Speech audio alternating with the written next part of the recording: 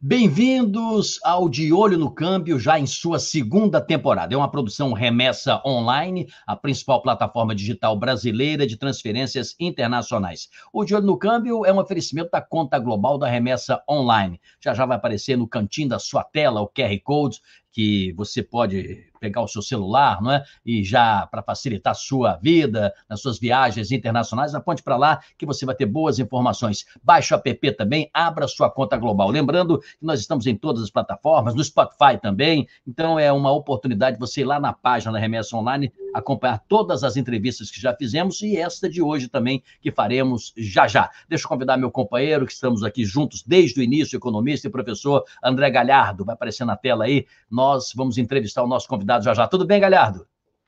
Sidney, tudo bem, e você? Tudo bem. Não tem uma semana que a gente não fale que tem assuntos palpitantes. A gente até acaba não tratando de alguns. A gente escolhe os principais, né, galera? Essa é uma semana com muita volatilidade, muita mexida no câmbio, por exemplo, mudança lá na política americana. Ou seja, vai ser um programa quente até por isso, né? Exatamente, Sidney. A gente viu a moeda brasileira sair de 5,30 para 5,70, cair para 5,40 e voltar para R$ 5,60. Então tem bastante volatilidade, muito assunto. Espero que o nosso convidado ajude a gente a entender um pouco mais sobre esses movimentos todos. A propósito, a gente vai até começar por câmbio, depois tratamos os assuntos de conjuntura Bem, também igualmente importantes. O nosso convidado, para você que está nos acompanhando, é o Denis Medina, economista, mentor empresarial, consultor organizacional, professor da Faculdade do Comércio, tem um monte de outras qualificações também. Vamos chamá-lo aqui para que ele possa cumprimentar você que está nos acompanhando e vamos até começar por aí. Tudo bem, Denis? Como é que você vai? Obrigado por ter aceitado o nosso convite. Olá, Sidney. Olá, André. Obrigado pelo convite. Vai ser muito interessante, né? Eu estava vendo aqui o seu currículo, você é mestre em gestão de alimentos e bebidas pela Universidade Anhembi Morumbi, MBA internacional também de consultoria de gestão pela Brazilian Business School, tem outras atividades também aqui. Eu vou até te provocar um pouco por aí. Quando tem essa variação de câmbio, por exemplo, isso mexe no preço dos alimentos, já que o Brasil, claro, ele exporta alguns produtos, mas importa muitos outros também, né? O cara vai na padaria, pega o pãozinho, por exemplo, né? Parte do trigo já vem da Argentina, então já tem a ver. Quer dizer, o câmbio mexe muito com o preço dos alimentos? Mexe muito, e não só com os importados, né? Muita gente fala assim, porque o trigo é importado e a gente acaba pagando mais caro por conta do dólar. Mas os produtos que a gente exporta também, né? Por exemplo, o café. Se a gente exporta muito café e o preço é melhor lá fora, os produtores, os vendedores, têm uma preferência por vender um pouco mais caro. Então, acaba influenciando no preço interno também. Então, sem dúvida, essa mexida no câmbio, no dólar, impacta diretamente os alimentos, não só os que a gente compra, mas os que a gente vende também. Então, impacta de todas as formas. Mas Denis, antes de passar para o Galhardo aqui, mas tem um detalhe, já impacta assim uma variação semanal, por exemplo, porque são produtos, você fala de arrobas, de toneladas e tal, você projeta futuro, contratos que você fecha agora para entregar depois, mas quando tem a variação assim, é bem verdade que nós já estamos com variação, não é só de uma semana, isso é bem verdade, mas uma variação de curto prazo também influencia a bolsa sei lá, bolsa de gêneros alimentícios mundial? Sim, às vezes quando é muito rápido uma subida e um retorno não impacta muito, mas se ele, nesse momento que você falou, né, a gente tem movimentos semanais aí de subida, de descida, e isso tem mexido com os preços dos alimentos em todas as esferas, né? Então, ele impacta sim, mesmo variações de curto prazo acabam impactando, porque se você tem, né, uma produção que você vai vender, ou se você tem uma necessidade de produto, você precisa abastecer a sua indústria e você precisa repor estoque. Se o preço vai subir, você precisa ajustar para conseguir repor isso. Então, imediatamente isso sofre um impacto. O Galhardo já teve o tempo na primeira temporada, era eu, você e o Rui Gonçalves, né, que foi criador aqui conosco desse programa, que nós perguntávamos para o convidado o que ele achava, qual a aposta dele, né, para o câmbio, para a cotação do câmbio no final do ano e tal. Isso em primeira temporada, essa segunda nossa não dá mais, né, Galhardo?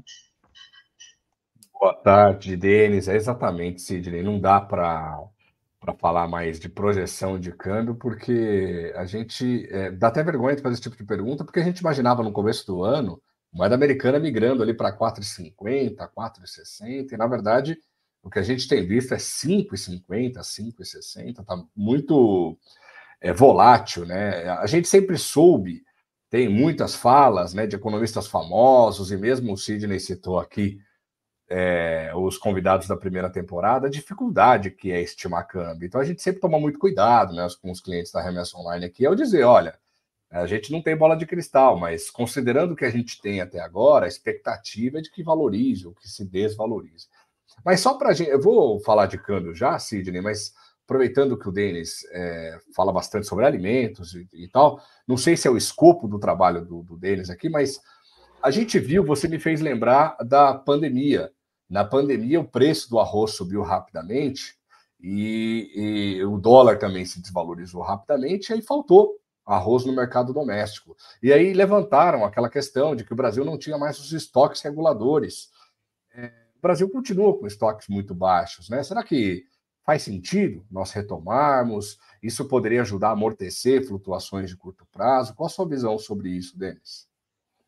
É um ponto interessante, porque em alguns momentos, para ajudar a economia como um todo, o governo chegou, por exemplo, no caso do café, a queimar café para aumentar o preço, né? Tinha uma oferta muito grande no momento e ele não tinha o que fazer, ele literalmente estava queimando o dinheiro da população, né? Ou seja, a Conab comprou produto para regular o mercado, para ajustar os preços, para equilibrar preços de mercado, para evitar essa flutuação, e depois de um momento, assim, isso não fez mais sentido, aquele produto, de certa forma, é perecível, né? Por mais que tenha um prazo de validade maior na forma de estocagem, ele não é eterno, né? Uma hora vai precisar consumir, trocar esses produtos, renovar os estoques, e aí, num momento desse, teve que se queimar, por exemplo, café para melhorar o preço. Então, eu acho que é ruim, assim, tudo que o governo tenta controlar acaba saindo tiro pela culatra, né? Então, se ele quer tabelar o preço, a gente encarece tudo, ou faz escassez, né? Ou gera falta de produto no mercado. Então, eu não acho que existe... A gente tem reservas cambiais que ajudam a amortizar a flutuação, né? Então, será que vale a pena fazer uma reserva, assim como a cambial? Mas o dólar não estraga, né? Não vai vencer o prazo de validade. Agora, os outros produtos, sim. Então, eu não sei, eu tenho minhas dúvidas e não acho que seja positivo para o mercado estoques reguladores como a gente tinha no passado, que eram extremamente volumosos e em alguns momentos a gente tinha perdas extremamente volumosas financeiras que impacta para a população inteira, é a população que perde com isso. Então, eu deixo minhas ressalvas aqui, não acho que seria uma boa opção. Denis, se a economia fosse um carro, né, tivesse se utilizar numa estrada escura do farol baixo e do farol alto, nós diríamos que o farol baixo é aquele motorista que já anda por aquela estrada o tempo todo, se movimenta nela, ele conhece razoavelmente o local, então ele tem mais ou menos uma noção onde ele vai acelerar, onde não vai acelerar, onde a curva é perigosa. Mas a visão é que faz a diferença, né? Então, já o farol alto, ele te proporciona olhar bem lá na frente. Essa mudança aí na sucessão americana, a saída do Biden, né, e a indicação que vamos saber do Partido Democrata, do substituto ou substituta, né? É o farol alto, quer dizer, vai mexer com a economia no farol baixo? O que você acha? Já agora? Acho que tem algumas questões que já foram, de certa forma, estudadas, assim, né? Então, dependendo de quem for a sucessora ou sucessor do Biden, tem algumas visões já pré-estabelecidas, né? Então, por exemplo, disseram que a Michelle Obama era uma candidata muito forte contra o Trump, e outros nem tanto. Então, precisa entender um pouco mais quem vai ser o sucessor, quem vai se confirmar, né? E também, depois tem um imponderável, que é a população, entender as propostas de quem vai suceder, né? Simplesmente o nome já traz um indicativo, mas mais do que isso, né? E outra coisa, né? A gente viu em eleições recentes, não só nos Estados Unidos, no Brasil também, mas lá nos Estados Unidos, que o preferido nem sempre foi o eleito, né? O Trump não era o preferido quando ele foi eleito, na sequência aconteceu a mesma coisa. Então, assim, acho que só na última hora tem exatamente o resultado. Obviamente, o mercado trabalha com previsibilidade, então ele espera que tenha um indicativo de quem está mais forte, né? Nesse momento, vemos que o Trump. Então, depende muito dessa sucessão, quem vai entrar no lugar do Biden na corrida presidencial. Galhardo, eu vou para o lugar comum, né? Tancredo Neves, eleição e mineração só depois da apuração, né? Exatamente, eu conversava hoje mais cedo com algumas pessoas, com alguns economistas aqui, sobre essa possibilidade. Fala-se muito da Michelle Obama, tem carisma, né? Poderia de fato concorrer ali com o Donald Trump, mas o Denis lembrou bem aqui, na vitória do Donald Trump contra Hillary Clinton, o mercado, a mídia americana dava como certa a vitória da Hillary Clinton. E aí eu fui dormir e acordei com o Trump já como presidente eleito dos Estados Unidos. Não é tão simples como parece. Aliás, e a última eleição também, né? O Trump estava ali na frente e o Biden acabou virando em estados pendulares ali. Então não há nenhuma garantia. A minha pergunta é a seguinte, e é claro que isso também não é fácil responder, viu, Denis? Tenho consciência disso, mas tanto o Biden quanto o Trump têm um perfil assim pouco afeito ao controle das contas públicas. Né, o próprio Trump, com a reforma tributária que ele promoveu enquanto presidente, ele trouxe déficits fiscais muito maiores do que os Estados Unidos já estavam construindo ao longo das gestões anteriores. Aparentemente, o mercado estaria mais inclinado a receber um segundo mandato democrata ou um segundo mandato, né, mas não consecutivo, do Donald Trump. Minha pergunta é direcionada para o câmbio, né? Qual poderia, neste momento, trazer mais impactos? Eu vou, só para não ficar em cima do muro, como eu sei que um exercício não é simplório, né? Já que os dois têm poucas preocupações em relação às questões tributárias e fiscais, eu acho que o mercado aparentemente está um pouco mais nervoso com uma vitória do Donald Trump, porque ele já, no discurso de campanha dele, ele já tem falado sobre mais reformas tributárias. É verdade que tem dito, olha, daqui, né, eu vou diminuir o imposto aqui, vou retirar de lá. Ele tem indicado algumas fontes, só que, ao meu ver, o mercado está um pouco estressado com a possibilidade de vitória do Donald Trump em relação a esse problema fiscal. É bem difícil. Realmente, eu acho que tem duas visões diferentes, mas ambas não são extremamente ortodoxas para as questões fiscais ou tributárias ali. Agora, eu vejo que o Trump, por estar do lado empresarial, né, por ser empresário, por ter trabalhado a vida inteira pelo lado da iniciativa privada, tem uma visão que é bem distinta de quem esteve na iniciativa pública por quase toda a vida, né? Não acho que nenhum dos dois é um grande diferencial, um problema para o mercado, mas efetivamente existem preferências de um lado ou de outro. Não acho que isso vá trazer algum redirecionamento. Se o Trump tomar a dianteira ou se o candidato democrata tomar a dianteira, isso vai haver uma grande mudança na Bolsa de Valores, ou nos investimentos, ou nas expectativas futuras, né?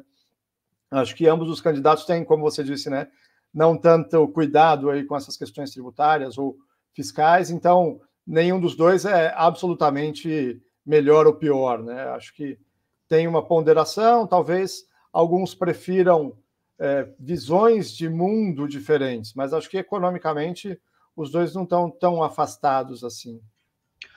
Denis, eu tenho a impressão que o governo chinês já imaginou, pesquisou, analisou, deve ter relatórios, papers, documentos e tudo, das eventuais possibilidades econômicas, né? De repente um endurecimento ou não.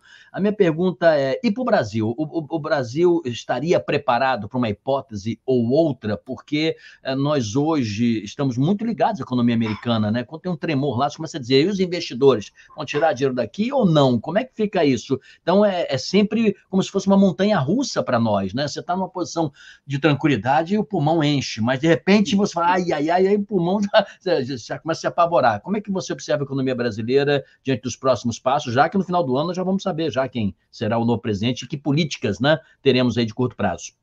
Sim, mas eu acho que aqui, para nós, né, o que mais impacta assim, é a parte interna. Efetivamente, negócios com os Estados Unidos são importantes, são um grande parceiro comercial, mas acho que não vai haver uma grande mudança entre Biden ou entre o sucessor do Biden ou Trump. Eu vejo que assim as relações se mantêm, né? Nós somos nações amigas, parceiras, existem visões diferentes de acordo com o governo, mas eu acho que isso não impacta. O que nos impacta muito mais, efetivamente, a nossa situação interna, né? Então, as questões fiscais, se a gente está controlando as contas, despesas e receitas públicas, né? Receitas a gente vê que tem uma atenção enorme, né? Estamos arrecadando como nunca antes e gastando também. Então, podia ter aproveitado, né, de certa forma, essa melhora na arrecadação para melhorar os gastos. Mas a gente sabe que o governo tem uma dificuldade na qualidade dos gastos. Então, eu vejo que as questões que mais impactam são internas. Tanto que nas últimas semanas que a gente viu que as grandes oscilações do dólar não foram por questões externas americanas, não. Foram por questões internas, por uma visão do governo atual em relação aos gastos, em relação às despesas e às receitas brasileiras, que é meio insustentável, né? Se a gente olhar no longo prazo, não dá para... E não adianta falar que a gente vai fazer isso agora e depois vai corrigir, porque mudou-se a âncora fiscal de teto de gastos para arcabouço, com uma promessa de que a gente ia equilibrar as contas e ter superávit antes do fim do governo, e já no ano passado o governo falou assim, olha, veja bem, equilíbrio só para 2028, ou seja, fora do meu mandato, num próximo mandato, sabe-se lá quem seja, porque está distante, né? Então, acho que a gente tem mais que olhar para dentro nesse momento, olhar para as nossas contas públicas, para a nossa gestão, para a questão arrecadatória tributária, e a reforma tributária tem gerado muitas incertezas, tanto que o nível de investimento privado tem ficado extremamente baixo desde o ano passado, esse ano também. Então, a maior preocupação, o que a gente tem que prestar mais atenção em relação ao dólar é nossa situação interna, é isso que vai gerar maiores impactos. Bom, Guilherme, se entramos nessa aqui, nós temos um monte de assuntos, já vamos lá, com você. Queria saber se o Denis está confiante, né? Você já falou dele, já fez uma crítica aqui, né, sobre o governo havia prometido um superávit em 24, por exemplo, em 25, a meta de 24 não será originalmente cumprida, a de 25 já foi revista também, né? Era um superávit de 25 bi, agora é estabilidade. Você está confiante na forma como o Haddad tem tocado essa questão fiscal, ou você acha que nós estamos no caminho errado? Eu acho que a gente está com um equívoco grande pelo caminho, né? Porque não adianta achar que a gente pode gastar o quanto quiser, que o governo resolve isso, que a gente precisa, gastando mais, vai ajudar mais. Não é isso, né? Precisa ter uma qualidade dos gastos. A gente arrecada muito, né? Recentemente batemos aí 2 trilhões de reais de arrecadação nesse ano e, assim, não é pouco dinheiro, é muito dinheiro. E não é que a gente não tenha problemas, temos muitos problemas, mas para que a gente consiga resolver as questões, né? Eu vejo que, assim, o maior programa social que a gente pode fazer é a geração de emprego e renda. Né? Fazer as pessoas dependentes do governo através do Bolsa Família é péssimo, né? Vi com muita ressalva um programa, por exemplo, do governo, do Pé de Meia, que é onde vai dar um subsídio, um dinheiro para as pessoas estudarem e trabalharem, né? E da minha geração, provavelmente a de vocês também, a gente ia trabalhar 6 horas da manhã e voltava para casa à meia-noite, depois da faculdade, da escola, de onde for. Eu comecei a trabalhar com 13 anos e estudando, nunca parei de estudar. Então, até hoje, eu trabalho e estudo. Entendo que algumas pessoas têm muita dificuldade e isso pode ajudar, mas isso não pode gerar uma dependência do Estado, como alguns programas sociais têm gerado, né? Se a gente olha o mapa do Brasil, vendo que a parte superior, a gente tem mais pessoas recebendo programas sociais do que efetivamente recebendo salários privados ou gerando emprego. Isso é preocupante, porque a gente vê que tem uma parcela grande que é dependente do Estado. Então, vejo com muita ressalva a condução dos gastos pelo gasto e não um gasto gerando investimento. Não adianta falar que educação é investimento. Educação é investimento, mas para a gente ter o maior retorno do investimento, a gente precisa melhorar a qualidade do investimento. E, às vezes, a qualidade não é a questão, é só a quantidade. Isso é preocupante. Galera, pode continuar com você um pouquinho aí, porque essa pergunta ela suscita uma análise mais ampla, né? Passamos pelo arcabouço um pouco atrás da reforma tributária e tal, havia uma certa agenda, né? E agora nós estamos vivendo esse momento assim, um pouco mais delicado. Com você. E a gente tem visto, inclusive eu falava nos bastidores aqui com o Sidney, eu comentei com ele sobre esse monte de, o Haddad, muitas taxas e tal, de fato, está cobrando muitos impostos, mas me parece que boa parte deles estão concentrados em atividades que antes ou pagavam pouquíssimos impostos ou não pagavam nada, né? E assim, eu realmente, eu de fato tenho uma dificuldade, assim, que não é simples, e você mesmo já falou, viu, Denis, aqui, né? Não é fácil cortar gasto, né? Minha pergunta é sempre a mesma, assim, o que o governo poderia fazer, além dessa questão urgente para ontem, né, de melhorar a qualidade do gasto? Onde o governo poderia cortar gastos, né, na sua opinião? Existe algum lugar onde o governo poderia iniciar essa jornada de fazer um ajuste fiscal também pelo lado da despesa? Eu falo isso porque a gente tem uma situação muito ruim. No Brasil ainda tem uma população eminentemente pobre e cortar gastos sociais, por exemplo, poderia significar que algumas pessoas simplesmente não consumissem o tanto de calorias recomendados pelo OMS. Então, em termos práticos, além do investimento, né, que são gastos discricionários, né, ele pode optar em não fazer, porque assim prevê a Constituição, por exemplo. Existe algum elemento, algum ponto dentro dos gastos obrigatórios que o governo poderia atacar sem colocar em prejuízo a população de menor renda? Sem dúvida, sem dúvida. Eu vejo justamente essa, por exemplo, a estrutura, a máquina do governo, né? Então, a estrutura que a gente tem para administrar o governo. Então, no governo anterior tinha um pouco menos de ministérios, esse aumentou significativamente o número de ministérios, criou mais um ministério, e aí entra, por exemplo, algumas coisas que eu questiono, né? Criou-se o Ministério da Micro e Pequena Empresa. Acho que é fundamental, principalmente quando a gente olha a estrutura de empresas. 93% das empresas são pequenas e microempresas. Então, esses caras precisam de atenção, mas o Ministério praticamente não tem orçamento. Então, para que a gente criou um Ministério?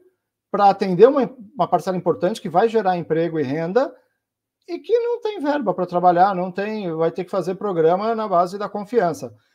E outras tantas ministérios que têm verbas bem significativas e que talvez não tenham um impacto social, porque você falou uma coisa que é verdade, se a gente diminuir o gasto, a gente pode não garantir a quantidade de alimento necessária na mesa do trabalhador. E volto o que eu repeti antes, na minha visão, o maior programa social do Brasil é a geração de emprego e renda, e não é o governo que gera isso, é a iniciativa privada. Então, o governo precisa focar, direcionar seus esforços para que a iniciativa privada tenha capacidade de fazer isso. Que a gente aumente a quantidade de empresas, de emprego, geradores de emprego, e com qualidade, né? Então, precisa investir na educação básica, precisa investir na educação financeira da população. A gente não fomos educados, minha geração não teve essa educação, a de vocês também não, certamente. E educação empreendedora, né? As pessoas empreendem muitas vezes por necessidade. O cara perdeu o emprego, não está conseguindo outros, a reserva que ele fez ali do fundo de garantia, das coisas, está acabando, e o cara fala, putz, vou fazer alguma coisa para conseguir sobreviver e dar sustento para minha família. E às vezes, coisa simples, né? Vender alguma coisa num evento, água, refrigerante, salgadinho, no farol ou na praia, né? Atendendo turistas.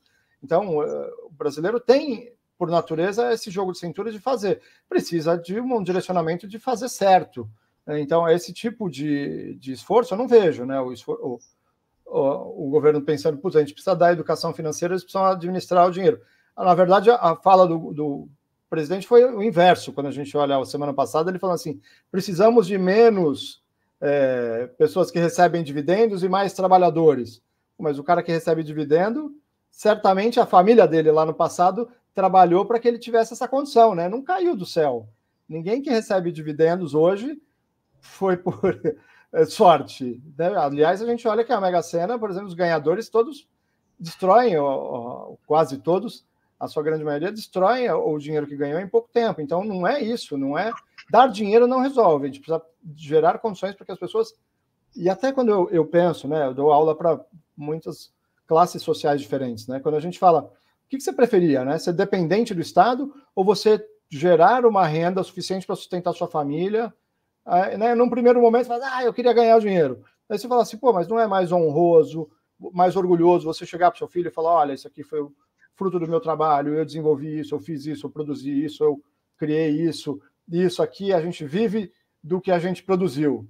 Na hora que o cara pensa um pouco, não tem dúvida. As pessoas querem ter a renda, o subsídio, o sustento do seu esforço, do seu empenho, dos resultados do seu trabalho. Óbvio, tem uma pequena, minúscula parcela que prefere receber tudo de graça, mas se o cara pensar um pouco e falar assim, qual que é a melhor opção, né? Se a gente colocar na balança, sem dúvida as pessoas preferem conquistar o seu sustento, né? Estão muitos na condição de receber, mas se a gente mudar isso, eu acho que é o melhor caminho. Ô, Denis, como é que você acha que se pode construir um espaço de debate democrático, profundo, sério, que vise orientar uma agenda, né, para o país todo, de uma maneira um pouco mais realista? Porque hoje nós temos muitos sócios do poder, né? Se você pegar o Congresso Nacional, você poderia dizer que o sistema é quase parlamentarista, né? Porque eles têm emendas que podem ser acessadas e distribuídas de maneira ainda secretas, né? Isso já tem algum tempo. Você tem um judiciário também igualmente com altíssimos salários, com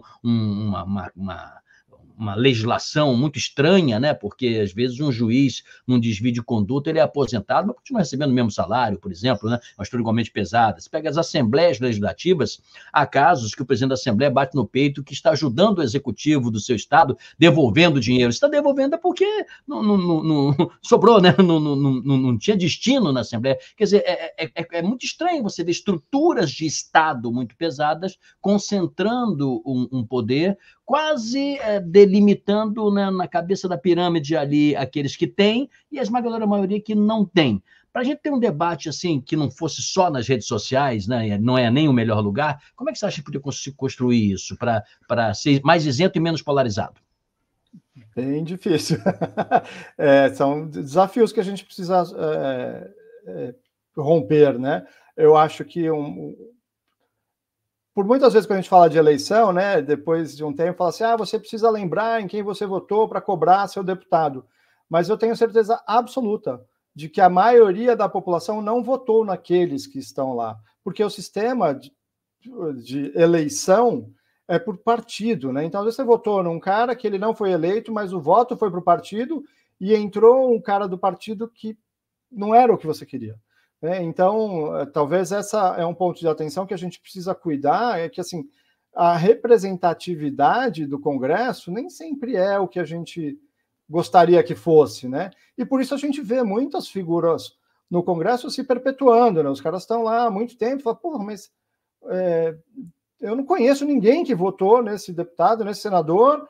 No senador é mais difícil, né? Mas um deputado, por exemplo, num vereador, muitas vezes, da cidade, em que ninguém votou nele, ou poucas pessoas votaram, e ele veio por ser puxado pelo partido, né? Tipo um efeito Tiririca, mas assim, isso acontece em todos, né? Não só o Tiririca é muito visual, porque ele trouxe 2, 3 que nem tinham voto, né? Mas isso acontece em outros partidos, deputados ou senadores ou vereadores que não tinham tantos votos e acabam mudando. Então, essa é uma questão de representatividade que até dificulta esse debate, porque isso perpetua as mesmas pessoas, a mesma mentalidade, a mesma forma de administrar que a gente já vem vendo há muito tempo, né? Outra questão é olhar também, a gente está falando de gastos, né? O perfil da população está mudando, né? Então a gente vê que o peso, por exemplo, da Previdência Social tem aumentado muito sobre as despesas públicas, porque a população está envelhecendo. E, por outro lado, as famílias têm tido menos filhos, então, menos alunos nas escolas, ou uma necessidade, talvez, de readequar os investimentos, talvez mudar a forma como eles são feitos hoje, porque tem dinheiro, às vezes, sobrando em algumas pastas que estão faltando em outras, né? Como você bem exemplificou, né? Às vezes o cara devolve um dinheiro porque não tinha uma destinação. Pô, se não tinha destinação, faltou o projeto, né? Que, aliás, é uma crítica minha, assim. Qual que é o projeto Brasil 2050? 2030. Não temos uma visão de longo prazo para o país, né? Então, cada governo que entra faz seu próprio visão e sempre faz uma visão para os próximos 3 anos para ser reeleito no 4º. Então, essa é uma dificuldade que eu vejo também, que a gente precisa melhorar. Eu acho que se a gente tem uma visão de longo prazo, a gente consegue cobrar melhor direcionamento dos recursos a fim de que a gente alcance o objetivo que foi proposto. Deixa eu entrar no mudo. Antes da sua pergunta, só para lembrar, quando nós convidamos o Denis, né, estamos aqui em conjunto, ele até sugeriu alguns temas, alguns ele já tocou aí, empreendedorismo, balança comercial, não falamos ainda, só um pouquinho, mercado financeiro, mercado de trabalho, finanças empresariais, alguns temas do universo dele também, né? E agora vamos também, para além disso, para os temas que a gente tem tratado também, como reformas e tudo mais, e você até falou do Haddad, que é uma das peças, vamos dizer assim, desse tabuleiro, mas tem outras coisas também. Sua pergunta qual é, galera?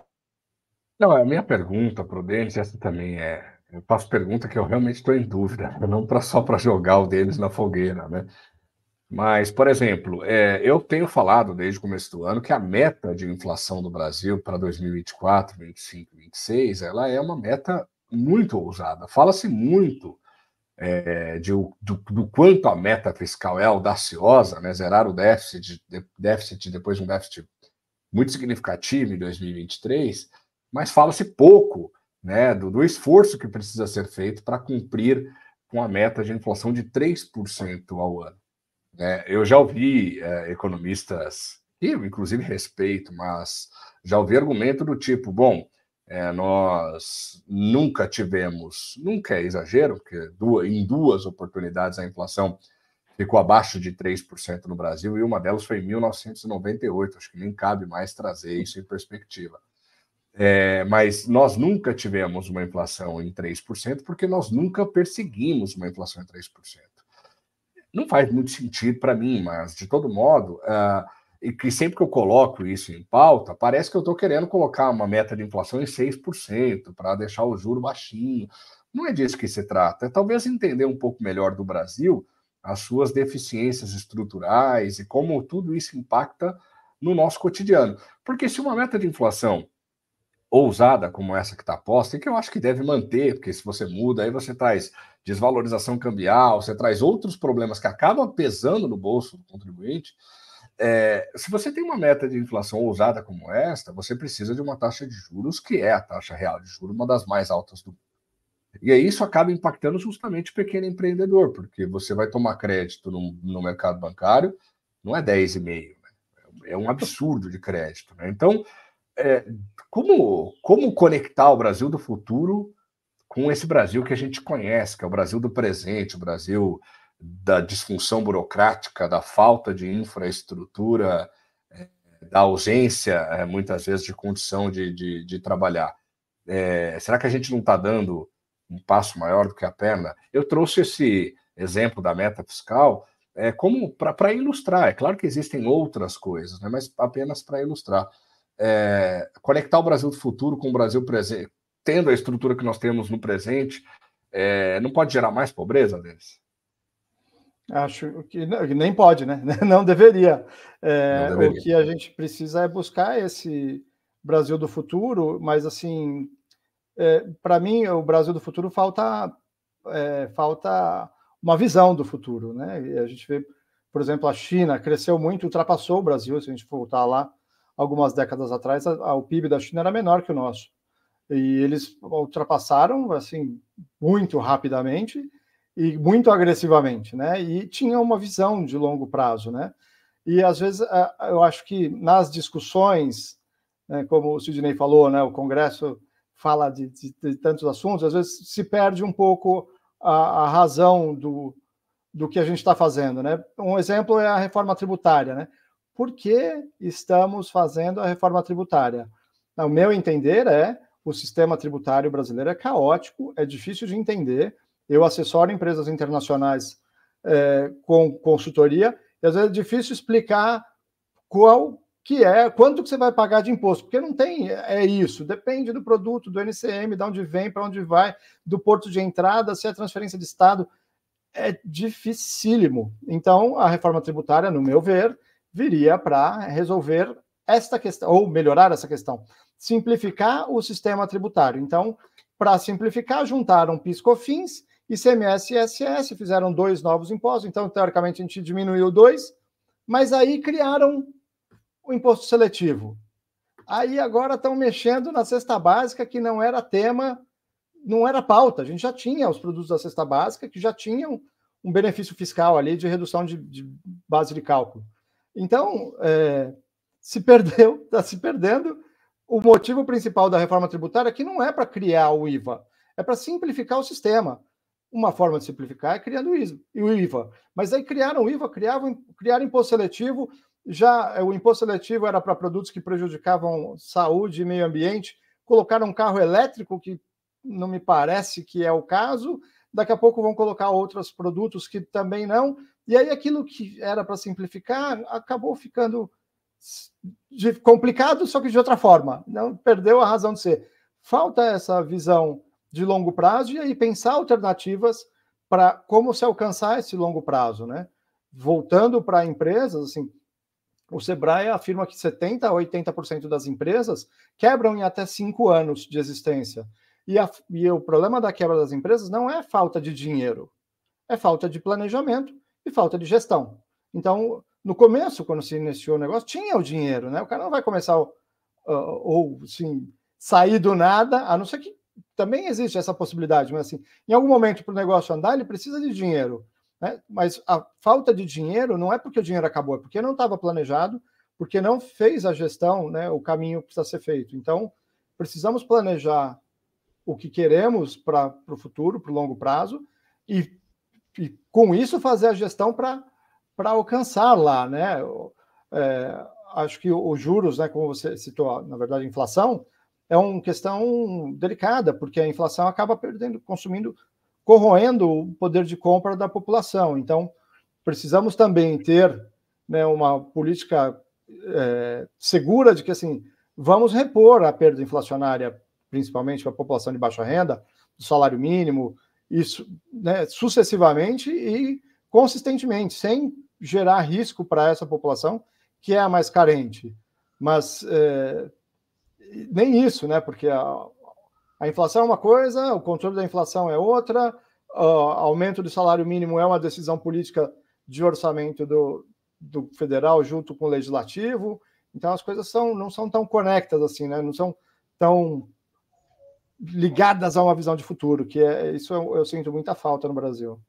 Ô, Denis, deixa eu explorar um pouquinho a sua expertise, né? Quando te apresentei, inicialmente falei que você se formou como mestre em gestão de alimentos, bebidas e tal. Hoje é consultor, é professor, falou gestão várias vezes aqui. Eu concordo plenamente com você que é vital, é indispensável se ter qualificação para se fazer uma boa gestão, no mínimo, né? Mas se você pegar agora já os exemplos dos candidatos em todas as principais capitais, não digo nem nas pequenas cidades, acho que vai ser igual também, você vê que o sujeito se utiliza do fato de ser popular, ou ser uma pessoa simpática, ou já ser um iniciado na política e tal, e ele acaba postulando ser prefeito, ele acaba sendo escolhido pelo seu partido, mas se você for dar uma olhadinha, ele nem sempre tem familiaridade com gestão alguma, de nada, né? E ainda que você pode dizer, não, Sidney, ele pode ser um político sim, botar uma equipe, né, de gestores ao lado dele e saber mandar, liderar, isso é verdade, mas se você vê os governos também depois, agora, dos atuais, você vê que um monte de gente é indicado por partidos também que também não tem uma familiaridade com gestão.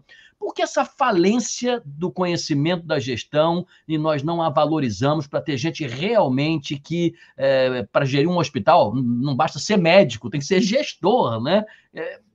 Por que nós desprezamos a qualificação de gestão no Brasil? Pois é, uma boa pergunta. Mas eu acho que a população tem dificuldade de entender isso, né? Que não é por simpatia, né? Infelizmente, a gente vê, principalmente nos últimos anos, política meio como futebol, né? O cara torce para o time A, não posso virar casaca, não posso torcer para o outro, não posso... Ah, mas o outro falou uma coisa que é importante. Ah, não, mas eu sou A, eu torço para o A. Cara, não faz sentido. A gente vai tomar conta do nosso dinheiro público, né? dos recursos públicos, e essa era a questão que eu ia falar, assim, não tem dinheiro que não seja da população, né? Os caras não inventam dinheiro, a gente paga os impostos. Eles estão lá para administrar isso. Então, as pessoas acham que o Estado nos dá alguma coisa, né? Não, ele administra, ele tira de um lugar para colocar o outro, ele faz essa realocação de recursos que é importante. Então, se a gente não escolher o cara que sabe alocar recursos da melhor forma, a gente vai acabar sempre ficando nesse negócio de torcida, né? Torci para o A para que ele seja melhor. Eu não votei no cara mais competente, eu votei no cara que eu tenho mais simpatia. O que você está dizendo é que seria mais amadurecido, independentemente do viés ou ideológico ou partidário, que os qualificados fossem de fato convocados, vamos dizer assim, em benefício da nação e alocados em lugares que eles são decididamente competentes, né? Não pelo viés exatamente ou ideológico ou político partidário, né? Nós estamos perdendo tempo com isso, né? Eu acho que é até uma utopia pensar assim, né? Porque no final as pessoas vão votar em quem elas acham, né, por achismo mesmo, melhores ou mais simpáticas, menos avessa a ideias que eles não concordem, né? E aí a gente acabou virando esse negócio, né, de torcida, dois times só, né? E assim, o mundo é muito mais colorido, né? Muito mais diverso. A gente tem várias nuances nesse meio do caminho, várias possibilidades, inclusive composições diferentes.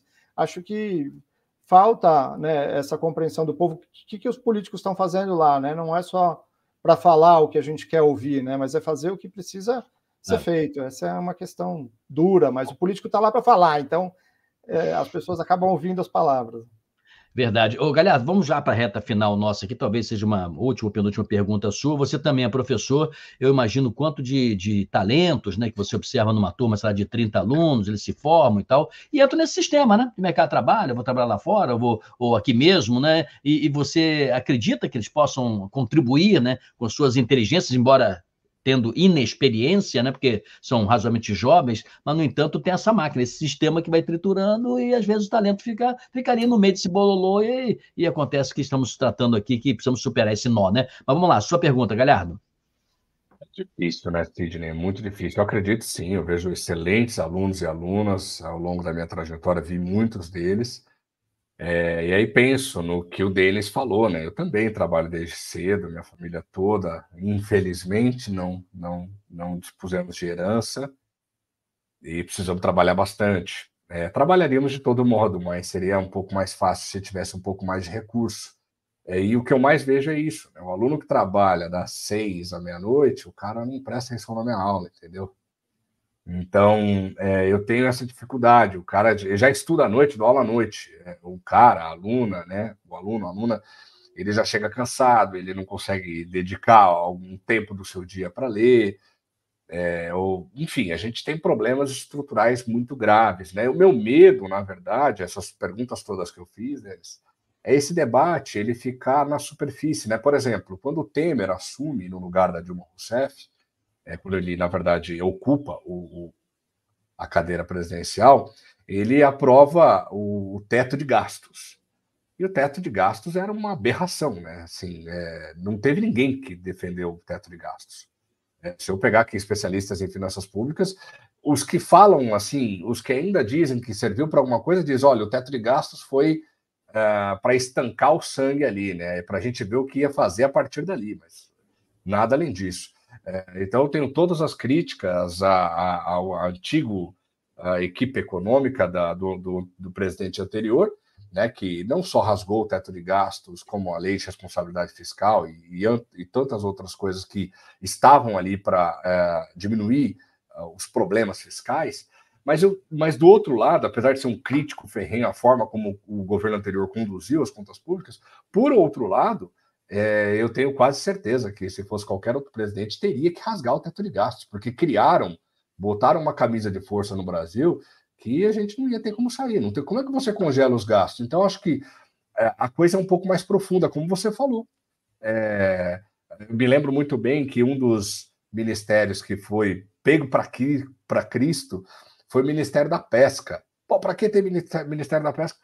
Olha, eu nem consigo opinar sobre isso, porque eu não sei o que tem dentro, ou o que tinha dentro do Ministério da Pesca. Eu preciso de substância, de musculatura para trazer alguma coisa e dizer, olha, de fato, como você falou aqui, Denis, né, o Ministério da Micro e Pequena Empresa. Também não adianta ter ministério sem orçamento. Para quê? Só para mais um cargo político, para ser usado em troca, né, de votos? Concordo plenamente.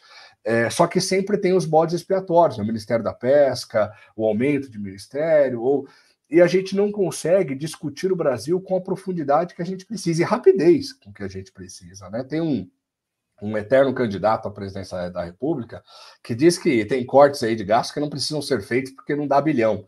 Tem certas coisas que não são, que de fato não vão trazer grandes mudanças no cenário fiscal brasileiro, mas são questões imorais. São questões legais, mas são questões imorais. Não tem por que uma pessoa que recebe 40 mil reais por mês receber auxílio para comprar livro, auxílio para comprar roupa, né? Então, de fato, você tira esses auxílios todos, você não muda a história fiscal do país, mas você muda a perspectiva. A população vai ver que a coisa está começando a andar. Bom, desculpe esse preâmbulo todo aqui. Eu vejo pouco esforço da mídia como um todo e de muitos dos nossos colegas economistas em tratar, por exemplo, o excesso de gastos, o desembolso com juros da dívida pública. A gente está gastando quase 750 bilhões de reais por ano em juros da dívida pública. Apesar de todos esses problemas que nós já listamos aqui, Denis, Sidney, né, e quem está nos assistindo certamente tem outros problemas a serem listados, a taxa Selic precisaria estar em 10,5%. Esse não é também, assim como a meta de inflação, não estão usando um instrumento de política monetária de forma desmedida, ou você acha que 10,5% parece bastante condizente à realidade brasileira? 10,5% é alto. O valor do desembolso para arcar com a manutenção da dívida é exorbitante. Podia, né, fazer muitas coisas com ele, mas de certa forma, o que você disse faz muito sentido, né? Às vezes o cara não vou tirar uma despesa aqui porque não vai dar 1 bilhão. E é exatamente isso que eu faço em consultoria de empresa. Eu tiro um pouquinho, né? Eu uso dizer assim que nas empresas, principalmente quando a gente fala de indústria, que tem muitos custos, se a gente tirar 1% na compra, 1% no frete, 1% na embalagem, 1% na gestão, 1% em vários aspectos, isso não dá 1% de resultado, dá 3, 4, 5%. Né? Então, falta esse discernimento dos governantes todos, né? Independente desse do anterior, dos outros, assim, pouco se falou em vamos mapear e cortar um pouquinho aqui, rever um contrato ali, rever se o prestador de serviço está atendendo, porque às vezes você tem um problema de ter que contratar um outro serviço porque aquele primeiro não fez o que tinha que ser feito, né? A gente vai gerando mais despesa onde já devia estar acabado. Então, essas questões são importantes, assim, de rever cada pequena, né? A falta de gestão, até o Rezende falou que, assim, muitas vezes a gente não escolhe o político pela sua capacidade de administrar, e que é isso que a gente está colocando ele lá, ou pela capacidade de criar leis que ajudem a administração, né? E aí, por vezes, a gente vê pessoas despreparadas para assumir o legislativo, mas acabaram sendo colocadas lá pelo próprio sistema, né? Então, precisamos mudar um pouco essa percepção. Agora, quanto aos juros, né, sua questão de 10,5% realmente é alto, né, mas a gente está vendo fuga de capitais, e isso está levando o dólar para cima. Por quê? Porque, apesar de ser uns juros atrativos, que teoricamente atrairia dinheiro e investimento, outros fatores estão... Então, a gente não pode olhar separadamente a questão da taxa de juros, a taxa Selic, a taxa básica, né? Isso é um dos instrumentos, né, de política monetária que é utilizado para diminuir a atividade econômica, para não acelerar o processo inflacionário. Aí você fala, puta, mas eu tenho que diminuir o crescimento para não gerar inflação. É um equilíbrio muito sutil e muito difícil de conseguir, né? A gente gerar um crescimento sem gerar inflação e, com isso, conseguir colocar mais pessoas no mercado de trabalho, colocar mais recursos à disposição da população, não só recursos financeiros, todos os recursos, né?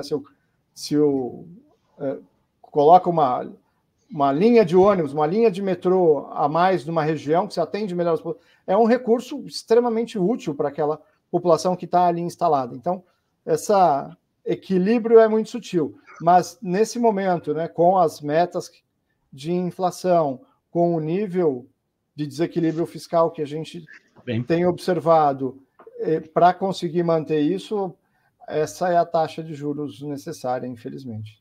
Tudo bem. Denis Medina, se essa sintonia fina fosse fácil, a gente não teria gente como você e já em segunda temporada tantos outros companheiros seus, colegas, né, que atuam na área econômica dos mais diversos postos e com experiência, inclusive primeiro escalão, professores, gente do mercado financeiro, operadores, jornalistas econômicos, entrevistou um monte de gente e é necessário mesmo ter esse tipo de debate. O Denis Medina, muito obrigado, aceitou aqui o nosso convite, economista, mentor empresarial, consultor organizacional, professor também. Você ainda está dando aula lá em Anhembi, Morumbi? Acho que está, não está ainda? Na Anhembi, Morumbi e na Faculdade do Comércio também. Isso, perfeitamente. Então, muito obrigado por você ter conversado conosco. Até o nosso próximo encontro. Até logo. Obrigado, até a próxima. Até a próxima. Galhardo, agradeço a você também e a todos que nos acompanharam aqui. Obrigado, até a próxima edição, viu, Galhardo? Lembrando que é uma produção da Remessa Online, que nós estamos aqui trabalhando, né, no De Olho no Câmbio, segunda temporada. O Remessa Online é a principal plataforma digital brasileira de transferências internacionais. O De Olho no Câmbio é um oferecimento também da conta global da Remessa Online. Aponte aí o seu celular para o QR Code que apareceu no cantinho da tela, para facilitar a sua vida, suas viagens internacionais. Baixe o app, abra sua conta global e nos acompanhe. Tchau, pessoal. Até a próxima.